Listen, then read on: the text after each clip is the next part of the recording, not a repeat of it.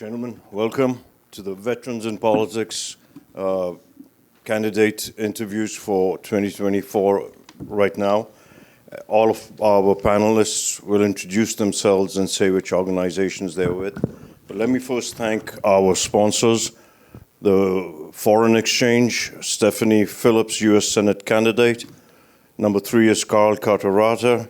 I'm getting that name right now, I think, after saying it so often. Clark County School District A candidate. Ron Quince, U.S. Congressional District 1 candidate. And then, of course, Barbie's Goodies, the donuts we had earlier. And I'll introduce myself. My name is Patrick Boylan.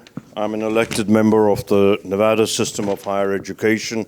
It's an honor to be here with all of you, especially the candidates. I'm going to explain the interview process. The first thing is the panel members will introduce themselves by giving their name, position, and the organization they represent. Number 2, then each candidate will be given 1 minute to introduce themselves and asked to explain why they're running and seeking our endorsements. Number 3, candidates, please, remember this is an interview, not a debate. So when asked a question from a panel member, you will direct your answer to the panel members only. Number 4, when you receive a question from a panel member, you will be given 1 minute to answer that question. Otherwise, Jim here will be the timekeeper. Once you receive the yellow card, you will be given 15 seconds to wrap it up. Once you're given the red card, Jim will cut you off. And I like that because it reminds me of soccer. And Jim's bad. He just cuts you off, throws you out. All right. And number 6, the candidates will then be given a 1 minute for response time. Any questions? No, sir. Outstanding. Thank you so much. Panelists here. Good afternoon. Kylie Tuckett, Veterans in Politics. Good afternoon. Joaquin Perry-Edwards, Armed Forces Chamber of Commerce. Thanks for being here. Matthew DeFalco, Nevada Democratic Veterans and Military Families Caucus. Jim Jonas, Director of Veterans in Politics International. And just one other thing I want to add. So this endorsement interview is not just Veterans in Politics International. It's also Nevada Democrat Veterans and Military Families Caucus, along with Nevada Veterans Association and the Armed Forces Chamber PAC. I just wanted to add that. Barb. Hi, good afternoon. Barbara Lucian with Veterans in Politics. Steve Horner, and I'm with the Nevada Democratic Veterans and Military Families Caucus. Got it right that time. Barbara Dreyer, also with the Nevada Democratic Veterans and Military Families Caucus. Mikey Kelly, Nevada Democratic Veterans and Military Families Caucus. Welcome. Okay, candidates, go ahead. We'll start from the left and go to the right. You get 1 minute to introduce yourself, why you're running for this office, and why you're seeking our endorsements. My name is Brad Barnhill. I've been in Las Vegas for the last 22 years.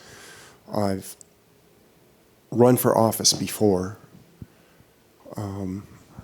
My father was a Marine for 28 years, 2 tours in Korea, 5 tours in Vietnam, 3 Purple Hearts.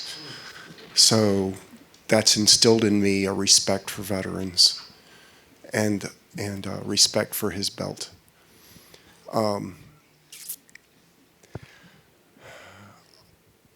My goal is to make Nevada a place where people want to come and live who desire liberty and freedom. I'm a member of the Independent American Party of Nevada. I was the chair of the county central committee. I was the vice chair of the state central committee. And I thank you for your time. My name's Josh. I do not have a background in politics. I'm actually an engineer by trade. I actually spent a lot of time around the corner from here at Tech Alley, helping with the tech and startup scene. The reason why I'm running is actually the gentleman that got that going. His name's Josh Levitt. He's a huge community builder, and he's running over an SD18.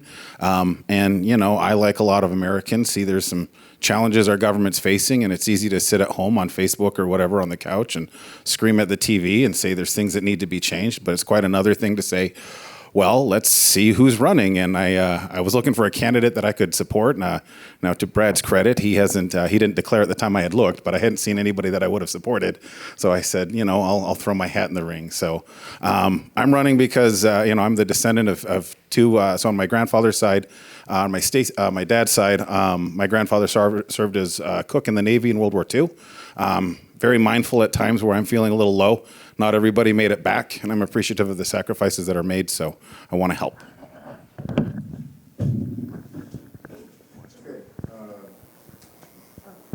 Whoever wants to start, I was thinking maybe we could switch up like we did last time. Mike, if you want to start and come this way, or whoever wants to ask the first question, doesn't matter to me. Mikey Kelly, Nevada Democratic Veterans and Military Families Caucus. Pose the same question I've asked. So just recently, the Nevada Department of Veterans Services, an executive branch agency responsible for assisting and providing veteran services for those transitioning here in Nevada. They're responsible for 2 veterans' homes, one in the north, one in the south, 2 veteran cemeteries, one in the north, one in the south, as well as providing what are called veteran service officers. They are the officers that process our claims when we leave active duty. The department is currently under a state investigation on top of many things, incompetence at their veterans' homes, as well as gender and sexual discrimination within the department.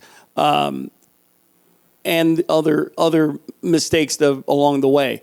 Employees have complained for several years. They had complained to State Equal Opportunity with no results. They had gone to the State Veterans Service Commission, no results. Several legislators, no results. And quite frankly, it went to the governor, no results. Finally, when it went to the media, now something is happening. My question to you is, if you're elected, how can we recognize the part-time legislature with trying to hold a full-time executive branch accountable. What are you going to do to hold the executive branch accountable? Not just with this, but in many other things where they're not working together. Well, my first consideration would be, why is this a state-run facility rather than a privately run facility? If they were private... That was the issue. They were private. One of them was privately run, and guess what? It failed miserably. That's the problem. The problem is the one in the north is privately run. That was where the failures were at. The state-run facility is the more effective facility. Okay. The way I view the budget is that it's not a free-for-all trying to figure out who's going to get which slice of the pie. It's not a place where winners and losers should be created. I understand your feelings that it's the private institution that failed, but holding private institutions accountable is far easier than holding government institutions accountable.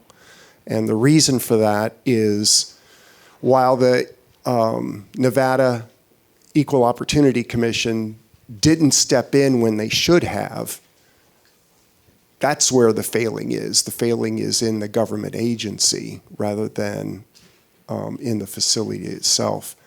And I know that's not going to be a popular answer, but the real answer is to allow private foundations to thrive and prosper in Nevada and hold them accountable for results. I think when we're looking at issues of public failure, especially if we're talking about health and mental health, it's really important to understand the problem. As an engineer, a lot of times when I first see a problem, there's some knee-jerk reactions I'll have, but a lot of times the knee-jerk sometimes can make things worse. So I think one of the things to really identify is, and I imagine you know the answer to this already, but since the question didn't include it, I'm sure there's specific outcomes and metrics that we're looking for, and we need to make sure that, I would take, if we have a public facility that's doing well, I'd love to know more about what it's doing and broadcast that as a plan for success and a pattern for success. A lot of times in engineering, if we take a look at 2 different things and we see a solution with one we like, we can replicate a lot of that in another. And I think as far as the holding folks accountable, I might be a part-time legislator if elected, but I'm a full-time member of the community. And I'm very active on social media. If anybody wants, they can add me on LinkedIn. I've got over 4,000 connections, and I'm very vocal about things that I care about. So I would take my gripes home with me, I guess. Barbara Dreyer. I taught in behavior schools here in Clark County, and my school was subsequently closed by CCSD. I'm wondering, what are your ideas for improving effective discipline in our schools? And my second part is just if you know the significance of the month of April to military families. Guess we're taking turns. I'll admit I think I cheated a little bit by coming early. I believe that April is for military children, and there's a purple heart that gets passed around. I actually have a purple heart tattooed to my left wrist. My daughter has tuberous sclerosis complex, and kids are very important. One of the things that has me very, very concerned about our schools is actually some work that the legislator recently did with restorative justice, where, to paraphrase it, the legislator said to schools, here's how you're going to handle discipline in your schools. And I do not generally think there's ever a good time for an edict from a legislator to say, this is how you're going to help your students, this is how you're going to make these decisions, because areas are different, things are more nuanced. I've lived in New York, I've lived in DC, I live in Vegas. Like, there's a lot of differences in the ways that we're focusing on those things. And Senate District 6 for this race, it's a big one. The legislator, part of the legislative body that made this happen was the incumbent in our district. So that is that.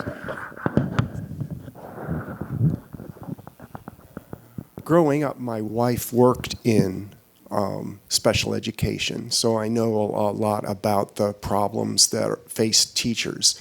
She had to deal with older children without self-discipline, and that can be a hazard in some situations. I'm not certain whether breaking up the school district itself would be the best answer, but having the largest school district in the country and trying to fit a one-size-fits-all in that kind of a scenario, I think is untenable. I would like to see the school district broken up into separate districts that can focus their attention on the problems that face those specific communities, because people up in the Northwest don't have any idea what's going on in schools over on the East Side. And the people who live in the East Side are those who need to be aware and be able to fix those problems. Thank you for coming. It's Steve Horner, and suicide among veterans continues to rise. What can you do as a senator to help curb this trend? And how do you fund it?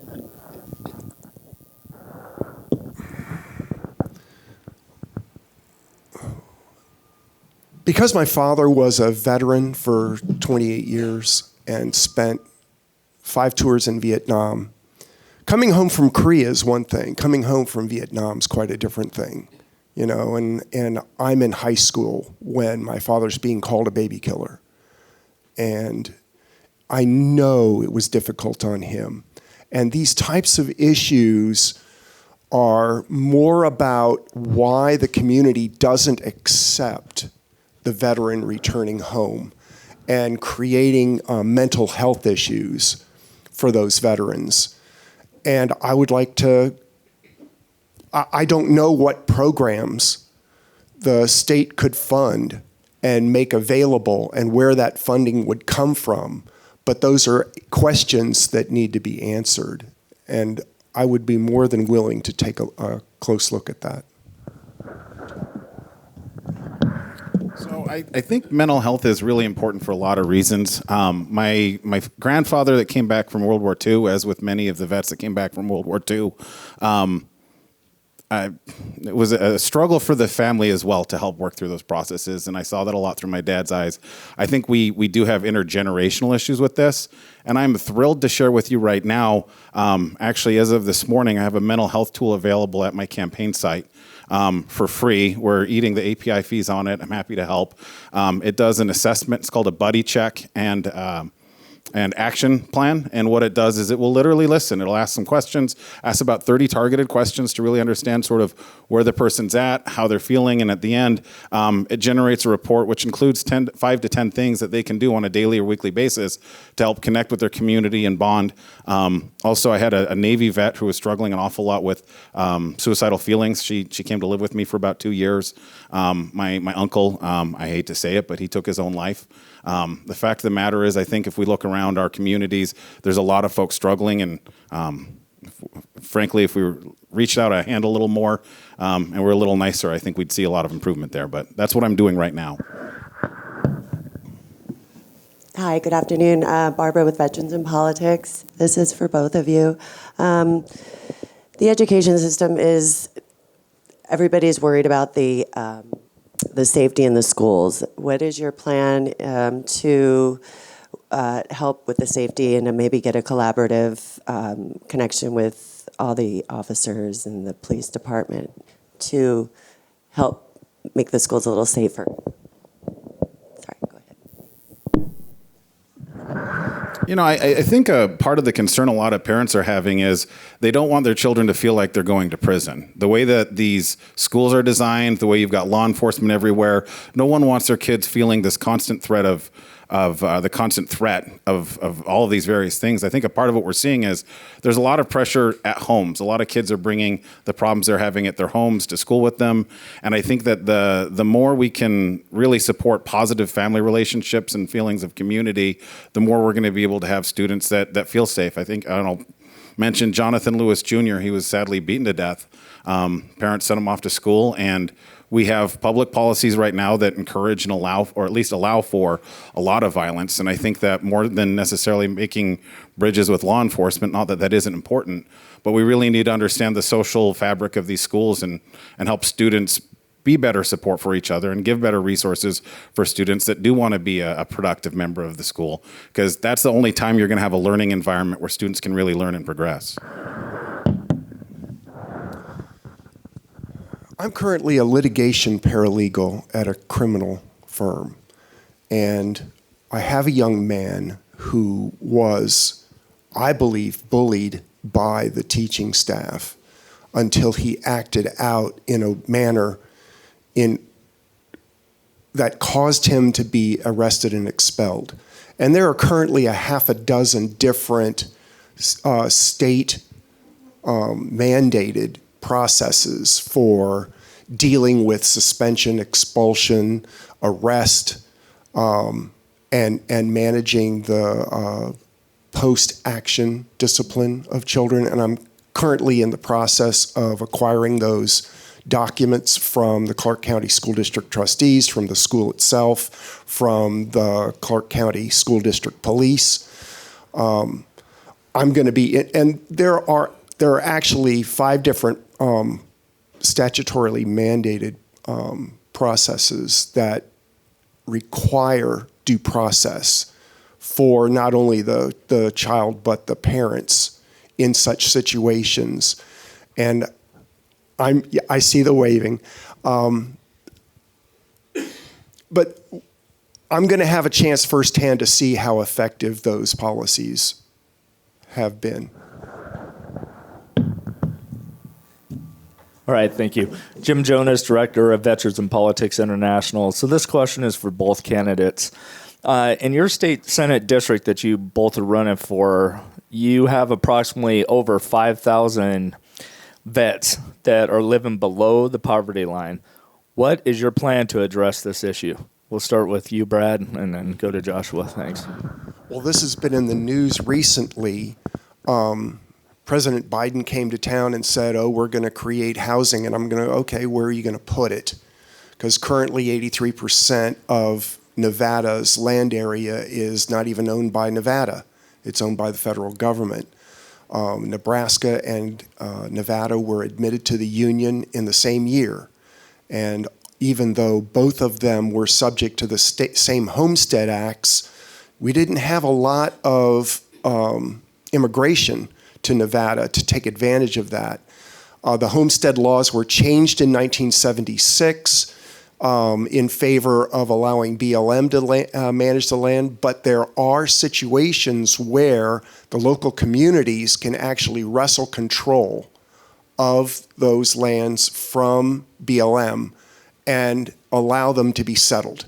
And if you want to take a limited amount of area and put housing in it, it's going to cost a lot of money. But when you can have an opportunity to expand that area where people can live, then that can help alleviate the housing problem.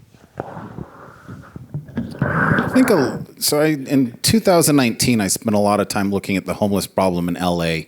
If we're looking at homelessness in this country, I think LA is a pretty good example of where we see that. And I think that one of the challenges in dealing with homelessness with vets and just vets in general is they're in a different headspace. They have different challenges. I'd like to know more about why specifically they're either choosing or not choosing to be unhoused. I know some folks do choose, they don't want to do that. So for them, I'm going to say that's your God-given right.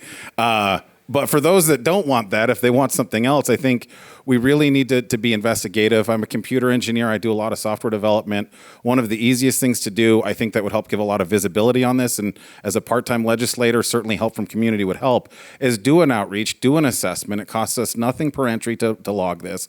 We could have a really holistic view of what it is that's causing this for these particular individuals. And I know this is a veterans group and everything, but I also think we should expand that not just to vets, but for literally every citizen. This is a great country, should be a great country for everyone. Matthew DeFalco, Nevada Democratic Veterans and Military Families Caucus. Again, thanks for being here. Clark County Sheriff Kevin McMahill has proposed establishing a wellness center for police, fire, and medical personnel. This center aims to provide mental health support and a fitness facility for first responders to address unresolved trauma and promote overall well-being. The state may be called upon to help. Will you commit to supporting Sheriff McMahill's initiative to establish this wellness center and ensure its effective operation for the benefit of our police officers, firefighters, medical personnel, a significant number of whom are military veterans, and their physical and mental health? I think one of the biggest problems with any type of real estate development project or anything like that is it's not the intention behind it or the willingness to fund it, but who's actually getting funded and for what? How are those tax dollars, which are coming from the backs of hardworking Nevadans, going out to help solve those problems? So I would absolutely support any system that's making meaningful strides to address that, but we also need to be mindful of, are we solving real problems? I'm not super familiar with this one in particular, but I know a lot of the solutions that get put forward as a solution can frequently end up causing more problems than they originally created, or just not have it's not like a return on investment in cash, but that reward on investment for helping out all of the folks that we're really trying to help with programs like that.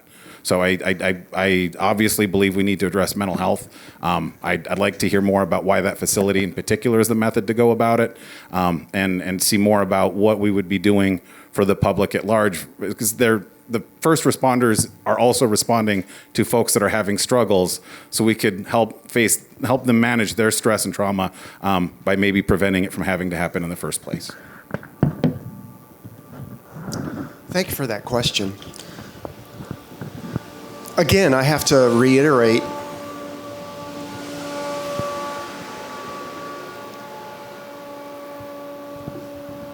that cutting up a pie and distributing it gets harder and harder every year when the budget increases and people who no longer want to pay to support that budget just leave town.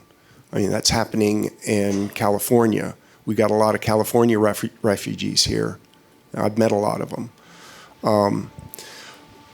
Funding specific programs for specific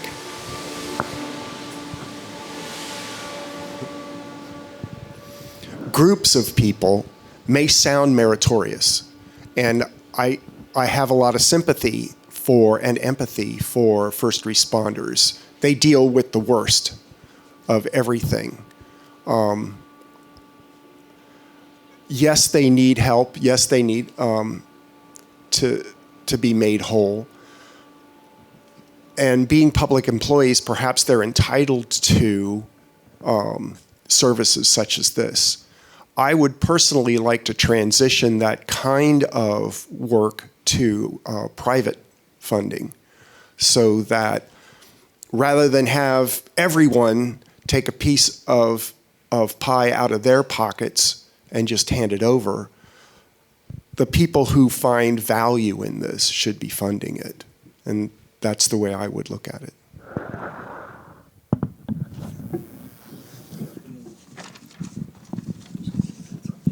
Good afternoon, Joaquin, Armed Forces Chamber Pact. This question is for both of you. With rapid advancements in technology and changes in learning environments, how do you plan to ensure our schools remain innovative and adaptive to meeting the evolving needs of students in the 21st century? Well, I'm in favor. I referee a lot of high school sports. So I'm around the valley at the public high schools, at the charter schools, at the private schools, and I see the effect that the different kinds of environments have on these students. And I'm in favor of increasing educational opportunity, perhaps not through a voucher system, because you certainly can't use state funds to fund secular education. But you can provide money directly to the parents and allow the parents to find the best place where they feel their children should be educated. I don't think that would be a violation of the state or federal constitutions. So improving education involves the parents, and making a school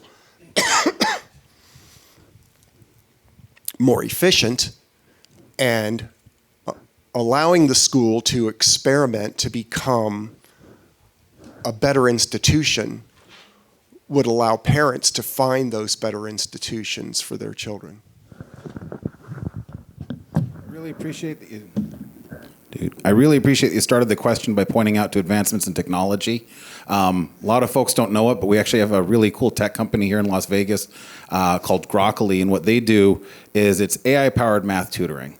And what this means, more interestingly than using the buzzword of AI, is if a student gives the math answer wrong, what the software does is it can understand why they came to that conclusion, offer an educational basically teach them the concept that they weren't understanding, and using this, students, including those with disabilities, in fact, especially those with significant disabilities, have been able to learn math at 3 to 4 times the rate. One of the things that I found very troubling is the school administrators, even though this company is willing to offer it for free, the school administrators are pushing back on it. I find students really care, like that some teachers really care, but I'll cry to the public, hey, if you guys could help us get this in schools, the software's there. I don't know what the hang up is. But I think embracing educational technology that provides individualized learning is one of, in my biased opinions, the greatest thing that's ever happened in humanity. So let's embrace it. Thank you. For Kylie Tuckett, Veterans in Politics, for community members and veterans who aren't familiar with the state Senate district position, what can you educate them on your roles and responsibilities, as well as the biggest change you would like to see in your district? I was all excited that I was waiting to do it next. It's a lawmaking position. If elected, every member of the state Senate, is just under 5% of the legislative power in the Senate. Between the Senate and the Assembly, every state senator is almost 2% of the legislative power in the entire state. It's a big deal. What would I do with that? I would say, look, I've got my own views on the world, but that's not what I'd be elected to do.